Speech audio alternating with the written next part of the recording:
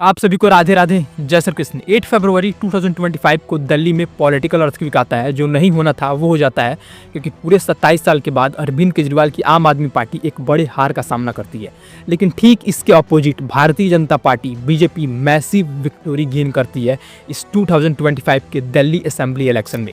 अब अगर आसान शब्दों में मैं आपको बताऊं तो दिल्ली असेंबली इलेक्शन 2025 में इलेक्शन कमीशन ऑफ इंडिया के लेटेस्ट डाटा के अकॉर्डिंग बीजेपी ने 48 सीट्स जीती, जबकि आम आदमी पार्टी ने केवल 22 कॉन्स्टिट्यूएंसीज में ही जीत हासिल की, जिसकी वजह से पूरे 27 साल के बाद आम आदमी पार्टी का रूल दिल्ली से खत्म हो गया। लेकिन आम आदमी पार्टी का 2015 में भारी जीत से लेकर 2025 में चौंकाने वाली हार तक, ये सिर्फ इलेक्शन डिफीट नहीं है, ये आम आदमी पार्टी के लिए एक पॉलिटिकल डिजास्टर है। लेकिन क्या ये डाउनफॉल इनवाइटेबल था या फिर केजरीवाल गवर्नमेंट ने फैटल मिस्टेक्स की है जिसकी वजह से उन्हें इतनी बड़ी हार का सामना करना पड़ा है? क्योंकि दिल्ली एक ऐसा शहर है जिसने कभी फ्री इलेक्ट्रिसिटी, फ्री एजुकेशन और गवर्नेंस रिफॉर्म्स के लिए अरविंद केजरीवाल की आम आदमी पार्टी को भारी बहुमत से चुना था। लेकिन अब इस दिल्ली ने अपना रुख बदल दिया है और बीजेपी को चुना है। लेकिन क्यों, क्या मिस्टेक्स हुई है आम आदमी पार्टी से?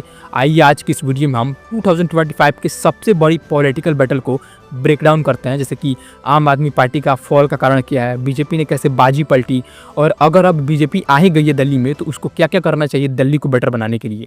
इन सारी चीज़ों को समझते हैं।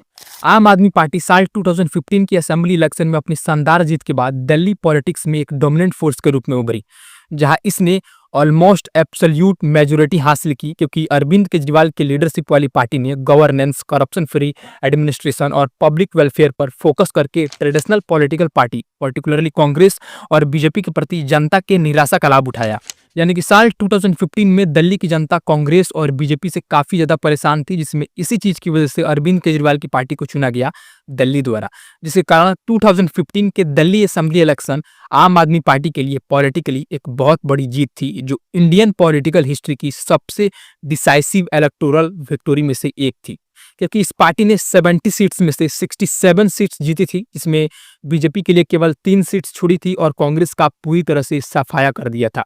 लेकिन अब यहाँ पर सवाल यह है कि आखिर किन कारणों की वजह से अरविंद केजरीवाल की पार्टी साल 2015 में इतनी तगड़ी जीत हासिल की थी। तो इसके कुछ की फैक्टर्स है, जैसे कि आम आदमी पार्टी का जन्म इंडिया अगेंस्ट करप्शन मूवमेंट से हुआ था, जिसमें केजरीवाल का क्लीन और ट्रांसपेरेंट गवर्नमेंट का वादा वोटर के दिलों में गूंज उठा था। साथ ही केजरीवाल का फ्री वाटर, कम बिजली बिल और बेटर हेल्थ केयर और एजुकेशन पर फोकस लोअर और मिडिल क्लास के वोटर को काफी हद तक अट्रैक्ट किया था, जिसके कारण 2015 की जीत ने आम आदमी पार्टी को दिल्ली में अनडिस्प्यूटेड पॉलिटिकल फोर्स के रूप में स्टेबलाइज कर दिया, जिससे केजरीवाल को अगले 5 सालों में अपने वादों को पूरा करने पर फोकस करने का मौका मिला।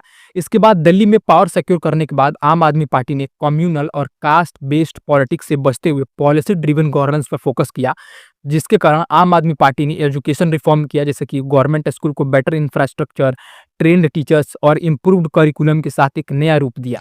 हेल्थ केयर रिवॉल्यूशन लाया गया, जैसे कि मोहल्ला क्लिनिक्स की शुरुआत, फ्री हेल्थ केयर सर्विसेज और मेडिसिन इंट्रोड्यूस किया गया। साथ ही सब्सिडीज, पब्लिक सर्विस भी लाया गया, जैसे 200 यूनिट तक फ्री इलेक्ट्रिसिटी और 400 यूनिट तक भारी सब्सिडी वाली बिजली। हर घर को 20,000 लीटर तक फ्री पानी और महिलाओं के लिए फ्री राइड्स के साथ दिल्ली मेट्रो और बस सर्विसेज का एक्सपेंशन शामिल है। इसके अलावा और भी कुछ इंप्रूवमेंट शामिल है, जैसे कि इंफ्रास्ट्रक्चर डेवलपमेंट और welfare programs. Now let's move into the Aam Aadmi party's 2020 victory और रिपीट ऑफ 2015। तो 2020 के इलेक्शन में जाने से पहले कई लोगों ने सवाल उठाया कि क्या आम आदमी पार्टी अपना डोमिनेंस कंटिन्यू रख पाएगी, खासकर तब जब बीजेपी ने आर्टिकल 370, राम मंदिर और सीए प्रोटेस्ट जैसे नेशनलिस्टिक थीम्स पर एग्रेसिवली कैंपेनिंग किया हो।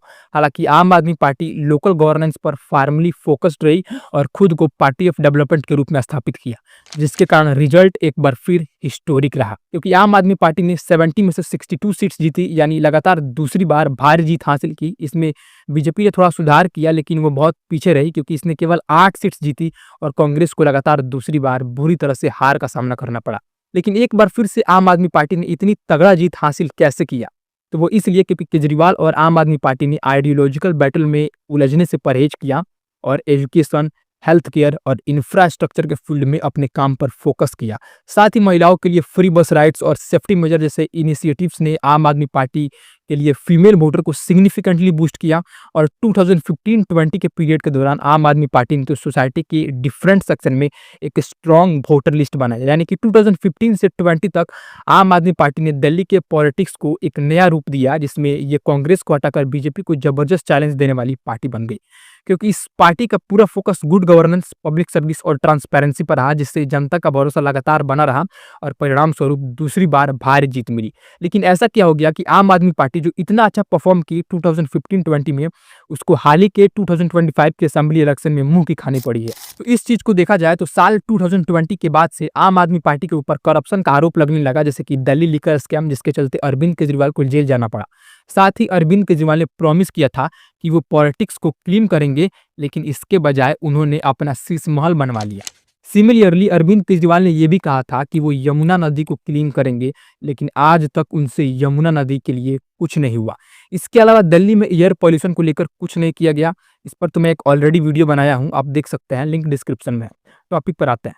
हरियाणा के चीफ मिनिस्टर नायाब सिंह सैनी 9 फरवरी को कहते हैं कि केजरीवाल ने दिल्ली के लिए कुछ नहीं किया, केवल दूसरों को ब्लेम किया। तो वहीं प्रशांत भूषण, जो पहले आम आदमी पार्टी में रह चुके हैं, उनका कहना है कि दिल्ली में आम आदमी पार्टी के हार के लिए काफी हद तक केजरीवाल जिम्मेदार है, क्योंकि अल्टरनेटिव पॉलिटिक्स के लिए बनी ये पार्टी, जिसे ट्रांसपेरेंट, अकाउंटेबल और डेमोक्रेटिक माना जाता था, उसे अरविंद केजरीवाल ने नॉन ट्रांसपेरेंट और करप्ट पार्टी में बदल दिया और अपना 45 करोड़ का शीश महल बनवा लिया और लग्जरी कारों में घूमने लगे।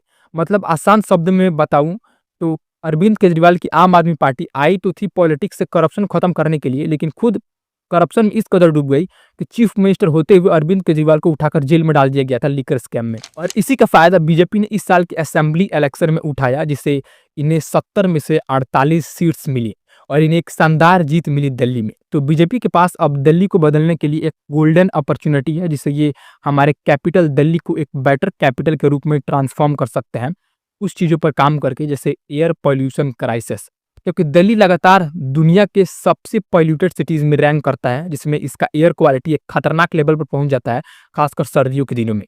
लेकिन 2025 में दिल्ली असेंबली इलेक्शन जीतने के बाद बीजेपी के सामने अब इस क्राइसिस को इफेक्टिवली एड्रेस करने का एक चैलेंजिंग काम है, कुछ ऐसा जिसे आम आदमी पार्टी गवर्नमेंट अपने टेन्योर के दौरान ठीक से नहीं कर पाई।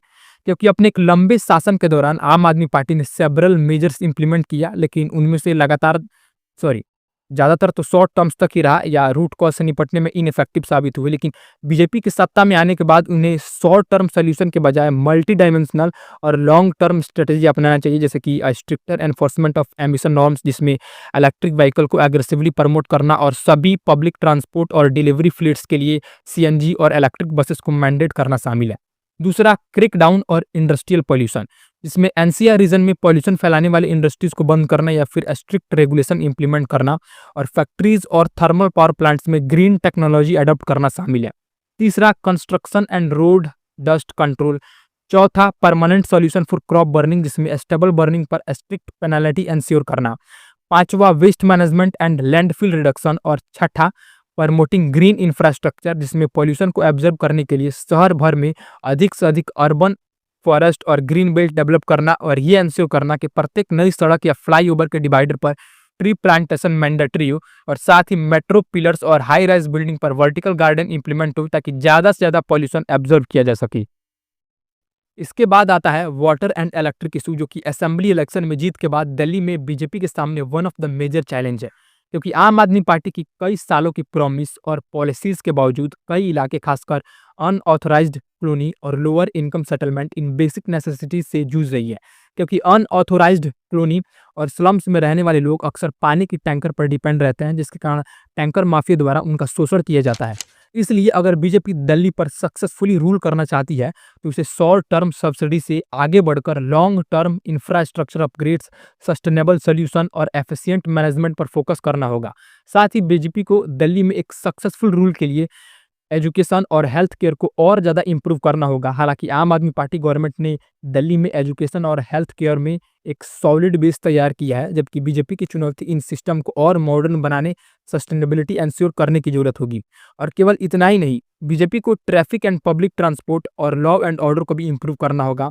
और रही बात यमुना नदी की, तो इसको लेकर मुझे कम ही आशा है कि बीजेपी अब इसको क्लीन कर पाएगी। क्यों? क्योंकि साबरमती, जो सेकंड मोस्ट पॉल्यूटेड रिवर है इंडिया में यमुना के बाद, और ये साबरमती अभी तक बीजेपी वालों से ठीक से क्लीन नहीं हो पाया है। तो ये लोग यमुना को कैसे क्लीन करेंगे? इस पर थोड़ा मुझे संशय है, लेकिन फिर भी थोड़ा उम्मीद रखता हूँ कि बीजेपी के द्वारा यमुना नदी को साफ किया जाएगा। अब इसी के साथ ये वीडियो होता है खत्म। अगर आपको अच्छा लगा हो तो अपने दोस्तों के साथ शेयर कीजिए। मिलता है किसी नेक्स्ट वीडियो में, तब तक के लिए राधे राधे, जय श्री कृष्ण।